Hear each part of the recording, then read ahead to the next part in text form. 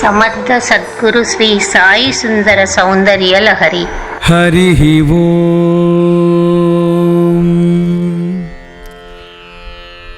హరి ఓం.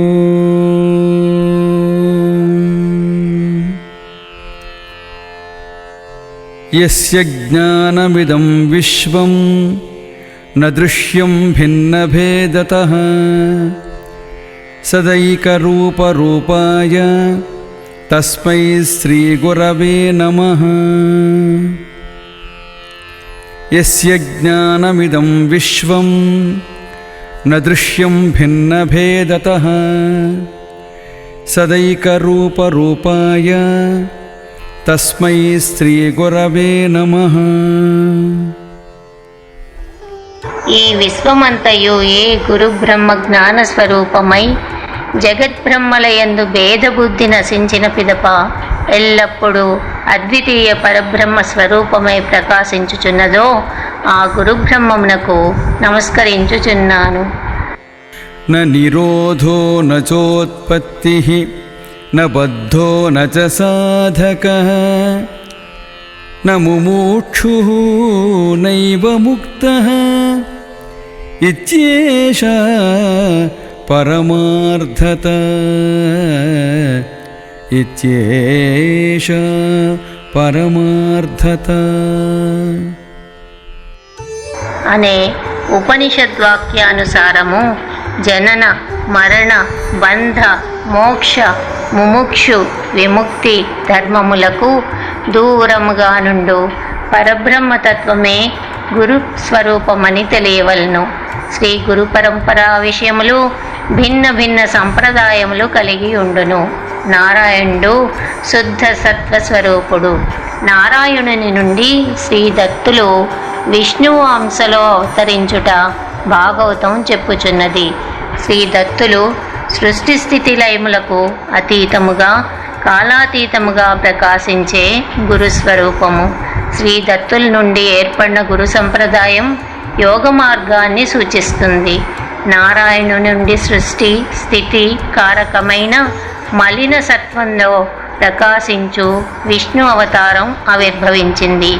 ఈ విష్ణువు నుండి ఏర్పడిన గురు సంప్రదాయం కర్మ జ్ఞాన భక్తి యోగ మార్గములకు ఆధారమై ఉన్నది. నారాయణుని నుండి ఆవిర్భవించిన బ్రహ్మ నుండి ప్రవర్తించు గురు పరంపర చాతుర్వర్ణ చతురాశ్రమ విధేయమైన మార్గాన్ని సూచిస్తుంది. కృతే జనార్దనః ప్రోక్తః త్రేతాయాం రఘునందనః ద్వాపరే రామకృష్ణౌ చ కలౌ శ్రీపాదవల్లభః. ఈ పరంపర నారాయణుని నుండి విష్ణువు కృతయుగములో జనార్దనునిగా, త్రేతాయుగంలో శ్రీరామునిగా, ద్వాపర యుగంలో శ్రీకృష్ణునిగా, కలియుగంలో శ్రీపాద వల్లభునిగా ప్రకాశించునని చెప్పబడింది. ఆచ్యావతార భిన్నమైన యోగ మార్గ నిర్దేశకమైన సార్వకాలీన శ్రీ దత్తులే ఆయా యుగములలో భిన్న రూపములు ధరించి కలిలో మొట్టమొదటగా శ్రీపాదులుగా అవతరించిరి. శ్రీపాదుల నుండి కర్మ జ్ఞాన భక్తి యోగ మార్గములను ప్రకాశింపచేస్తూ శ్రీ నృసింహ సరస్వతి, మాణిక్య ప్రభువు, అక్కలకోట స్వామి, షిర్డీ సాయి, భగవాన్ వెంకయ్య స్వామి రూపంలో అవతరించిన శ్రీ గురుతత్వమే మనకు సాయి సుందరం మహారాజు వారి స్వరూపంలో లభించింది. ఆదినారాయణం విష్ణుం బ్రహ్మాణం చ వసిష్ఠకం శ్రీరామం మారుతిం వందే రామదాసం చ శ్రీధరం రామదాసం చ శ్రీధరం అనే సమర్థ సంప్రదాయ గురు పరంపరలో నారాయణు నుండి స్థితికారక విష్ణువు, సృష్టికారక బ్రహ్మ, ఇంద్రియ వశీకరణచే విశిష్టుడైన వశిష్ఠుడు, పరబ్రహ్మ తత్వార్థ నిరూపకుడు కర్మిష్టి శ్రీరాముడు, కర్మ జ్ఞాన భక్తి యోగములతో దాసస్వరూపమందిన హనుమ, కర్మ జ్ఞాన భక్తి యోగ దాస జనోద్ధరణతో సమర్థ రామదాసులు, వారి నుండి శ్రీధరులు, సమర్థ నారాయణ మహారాజులు ఏ తత్వంలో ప్రకాశించారో అదే కర్మజ్ఞాన భక్తి యోగ దాస జనోద్ధారక గురు స్వరూపమే శ్రీ సాయి సుందరం మహారాజు వారిగా మనకు లభించింది. నారాయణ సమారంభాం వ్యాసశంకర మధ్యమాం అస్మదాచార్య పర్యంతం వందే గురు పరంపరాం. ఈ పరంపరలో అద్వైతులు వ్యాస శంకర్లను, విశిష్టాద్వైతులు నాద యామునులను, మాధ్వులు వ్యాస మాధ్వయతులను స్మరించడం సంప్రదాయం. ఈ పరంపర వర్ణాశ్రమ ధర్మ విధాయకమైనది. కలిలో వర్ణాశ్రమ ధర్మ నిర్వర్తనం దుష్కరమగుట ఈ పరంపరను భక్తిలో లయం చేసి సర్వవర్ణములకు సమాచరణీయమైన సంప్రదాయంలో నడిపించటానికి ఆదిశంకరులు చెప్పిన దుర్లభం త్రయమేవైతత్ దైవానుగ్రహహేతుకం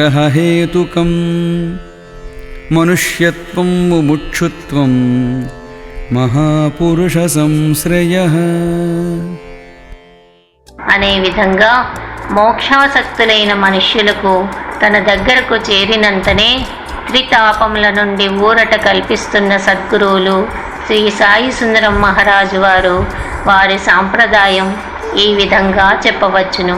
నారాయణ సమారంభాం దాస శ్రీధర మధ్యమాం అస్మదాచార్య పర్యంతం వందే గురు పరంపరాం.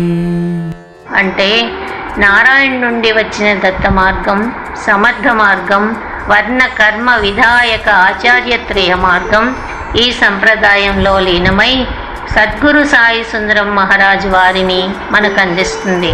అయితే ఎవరి సాయి సుందరం మహారాజు వారు, ఎక్కడ అవతరించారు అనే భక్తుల సంశయాన్ని ఉపశమింపజేయడానికి, వారి తత్వాన్ని, అవతరణాన్ని అవగతం చేసుకోవడానికి ప్రయత్నిద్దాం.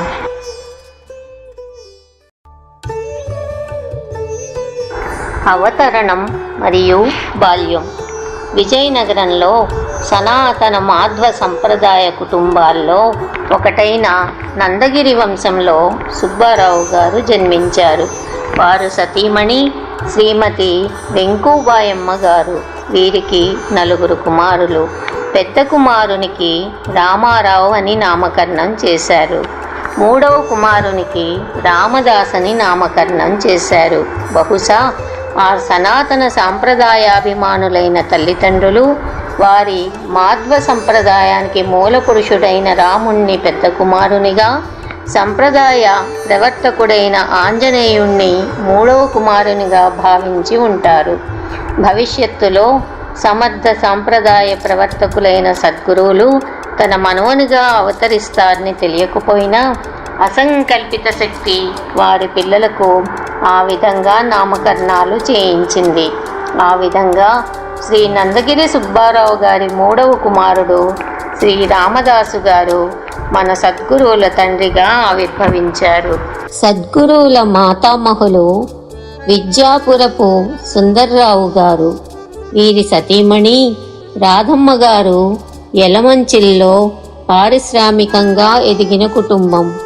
ధనధాన్య సమృద్ధితో పాటు దాన ధర్మాలకు పెట్టింది పేరు వీరి కుటుంబం. వీరి కుమార్తె సాక్షాత్తు అనసూయ స్వరూపిణి శ్రీమతి సావిత్రమ్మ గారు. స్వపరభేదం లేకుండా ఎలాంటి వారినైనా ఆదరించగల అమృతమూర్తి. సావిత్రమ్మ గారు భోగాలను అనుభవించటమే కాదు, త్యాగమే నిజమైన భోగమని నమ్మి అనురాగాన్ని, ఆప్యాయతను బంధుమిత్రాదులకే కాదు పరులకైనా పంచిపెట్టగలిగిన పరమదయామూర్తి సావిత్రమ్మ గారు. అటువంటి సుమతీ స్వరూపిణి సావిత్రమ్మ గారికి నిత్య సత్యవచనులు శ్రీ రామదాసు గారికి 2వ సంతానంగా అవతరించారు. సద్గురు సాయి సుందరం మహారాజ్ వారు.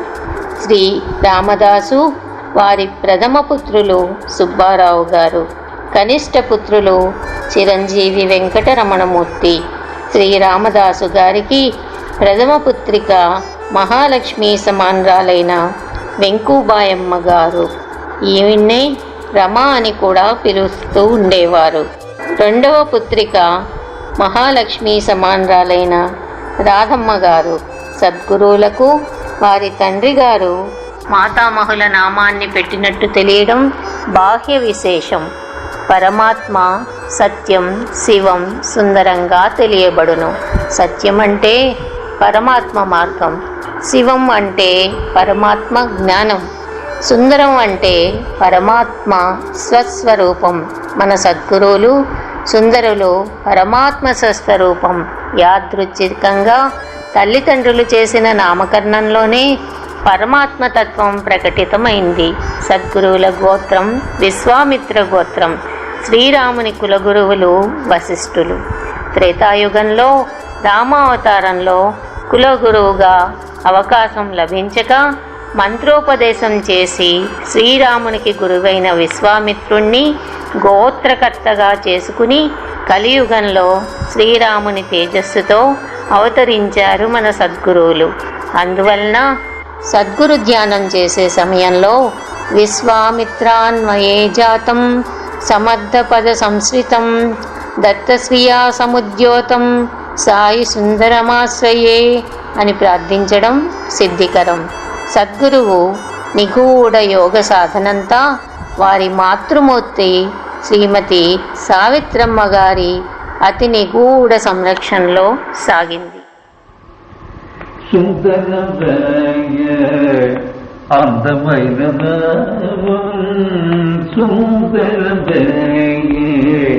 అందమైన నామం సుందర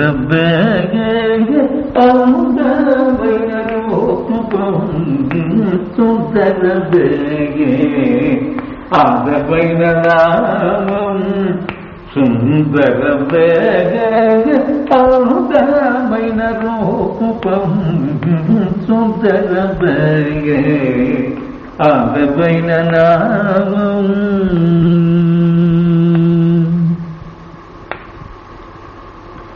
సుందరమే లోకారాధ్యం సుందరమే లోకారాధ్యం సుందరమే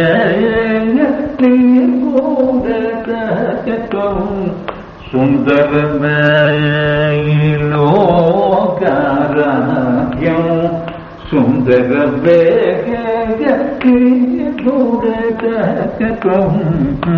సుందరమే అందమైన నామం సుందరమే అందమైన రూపం సుందరమే